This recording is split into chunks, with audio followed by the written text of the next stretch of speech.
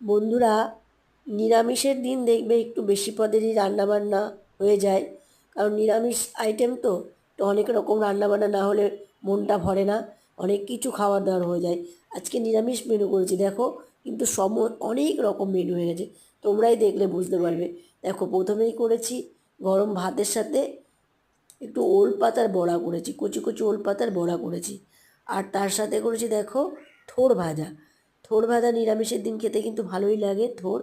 আর করেছি ঝাল ঝাল করে নিরামিষ আলুর দম। এই নিরামিষ আলুর দম খেতে বেশ ভালোই লাগে গরম গরম ভাতের সাথে, খারাপ লাগে না। আর দেখো আরও কত কিছু আছে, সঙ্গে মিষ্টি দইও রয়েছে, তার সাথে রয়েছে দেখো পায়েস, একটু পায়েসও করলাম, সাথে রয়েছে একটু চাটনি।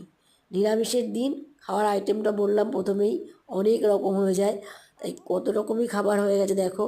আবার রয়েছে শশা, আর চাটনির সঙ্গে খাওয়ার জন্য অবশ্যই রয়েছে দু টুকরো পাঁপড়। দেখো, চাটনি খেতে একটু পাঁপড় দিয়ে ভালোই লাগে, সাথে একটা লেবু আর একটা লাল লঙ্কা।